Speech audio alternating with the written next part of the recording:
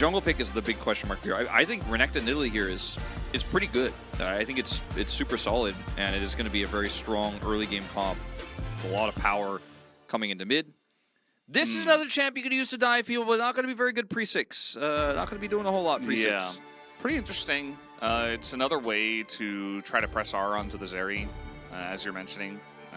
Talia didn't really make a lot of sense to me. As soon as I see the Nocturne, I think Talia and Ryze. Like, those are the picks he's thinking about mostly. Those are the ones that come into my mind for Bay. I'm like, okay, they're just going to try to snowball this game and have a global mid to continue to put that pressure on so you can dive bottom.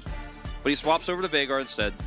I think this is a pretty safe decision as Lively and some eyebrow raising coming through here. Yes. Ahri into Veigar has been a matchup that has gone in the LCK Veigar's way a lot. It's much easier to just chip out the Ahri, poke her, and get lane prio. That being said, our LCK Veigars are on a different Not tier Bay, than Bay. Yeah, I don't know. I feel like DK, as long as they don't get behind early, I think they're going to smash this game. Yeah. That's my feeling. Okay. Well, Forest is here, but so is Lucid. Just a little bit late to the party is Lucid. So now DK do have this knowledge that Forest is around, trying to do stuff on a Nocturne that has no things before level 6, whereas we know that Lucid has things. Polbey is also considering to come down. Very low health bar on this area. Okay, they know. And the Q is going to come through and actually hits them. They elect not to flash. Bout elects maybe just to die instead. He will actually heal as every summoner is taken out, and actually Smash! First Blood is given over to Smash, and maybe Second Blood as well. Bible has no flash. Ooh, he's on the run. He should be able to get out with his hook if he has enough mana for it. If he has enough mana. Okay, he's fine. He's alright. Imagine if that wasn't in the game and we could just have more action because it wasn't in the game. But I think Bible wouldn't have been standing there if it wasn't in the game. So would it have been less action as a result? I think he would have been standing there anyway. As here we go, he got an engage as Veigar in a lot of trouble. Bay might be going down as Polbey takes the kill away from Rahel. As that's totally fine. The Ahri gonna get fed here as a fight over the Hextech Drake. Now 4v5 at this point in time as the engage comes in. T1 are staying 3v4, and now they're gonna lose 2 more people. The Seri moment comes in, man. I'm gonna stamp it. I don't even need to look at Wolf actually. Nope, it's confirmed. Why'd they do? Oh no, Forest, what are you doing? All right, so we're just flipping the game here. What are we doing? We're losing the game. We're losing our spot in Challengers playoffs. Oh, and we're flashing no. for a Drake. If the other team just completely drops the ball, maybe you get something out of that, and then you look like a god. But 9 out of those 10 times you make a play like this, you're Forest, and people are going to meme on you. As down here. Okay, Bible also in a rough spot here as he is just 100 to 0 to run straight into the Chains of Corruption. Level 6 for Forest. Maybe they commit to this, but he is on a ward. And, yeah, I guess with buy here. They'll just, and actually Polbey's coming down as well. And look at this, the vision for T1, they have no idea. They have no idea. They're running straight into this. They're so dead. And yeah, Zeri just ults the 2 of them. In goes the Nocturne just to potentially die here. The bottom lane just ripped to shreds. Yes, Smash and Bout have range advantage, but if you just get dove on and dive immediately, that goes flying out the window, and Rahel able to pick up a kill alongside a Polbey who's having a massive game this time around. Yeah, a thanks bonus to the Bible. The Gideons, man, just helping people us out here. Now, Bible is going to press R onto the Caitlyn. He's dead again. It might not matter. A stolen Malphite ultimate comes in as the cage is going to be nice, but you know, I really like that ability. It's not going to help him in this case. Down goes 3 more members as a 4th kill is given to Zeri, and everybody on the side of DK is just enjoying a free lunch. Plates bottom side too, solo. So actually what D Plus is getting here is more valuable, but you know, this is the best that T1 can ask for, and it's still something. Yeah. I still think this is a win for D Plus, even with an additional charge.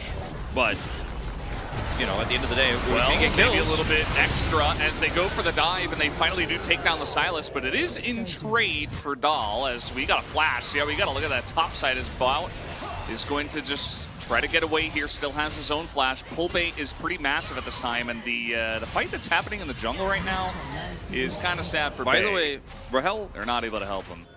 it's unfortunate. that we're not going to see T1's best form today. And Yeah. we're going to see, I think, D+ not even at their best form from regular season, but they don't need it, apparently, in this best of 5 right now. And Bible has just been such a huge boon for this roster in the early game. Yeah, maybe he's keeping their mental together and allowing them to play at a top-level form. We don't really know. We can't hear the comms as the game is coming in, as we do have a TP from Dahl trying to make his way in. He is very tanky, as you see Ari as well. Massive 3-man knockup, and now T1 finally getting some plays on their terms as in goes the Vi. We'll get into that back line as the follow-up to the better Malphite ultimate is there. And maybe the wall is just a little bit too heavy for DK, even though T1 have fought this one very, very well by the side of T1 that have gotten themselves in a really rough spot. There's no vision on the streak. It is the Ocean Soul. Will T1 fight for it? As Malphite ultimate is stolen once again.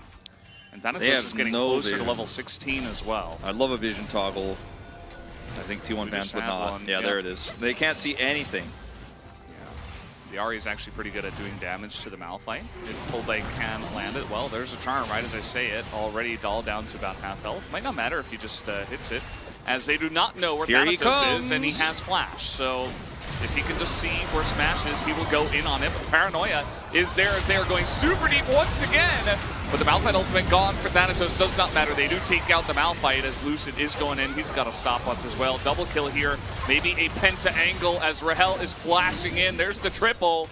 We'll be looking for Smash. That one should be pretty easy. The Quadra is there, but unfortunately Lucid steals away the penta, which is totally fine. DK looking to take down this game. Bible just drops the Herald as an afterthought. Everybody, though, on the side of DK is really playing top-notch, right? Yeah. Rahel's doing it. Even Thanatos had the fantastic roam down. We do have a deep teleport flank as they just move Rahel no mid. flash? And now Bars goes in. He does not have a stopwatch. He is dead. As that was kind of low. Just trying to get things going. Dahl going to miss his knockup. And yeah, this game is over, guys. DK looking to take the 2-0 to start off this series as, nope, no penta for you, Pullbay. As that will be the end of it. It is Pullbay's full of Thanatoses, and down will go the Nexus. Down it will go. Bible just going to once again make a statement here. You see him laughing on the player cam as he walks up to the Nexus. Will they do the full lineup? Maybe. Come on. If I'm Bible, I'm running into the fountain and emoting at the same time.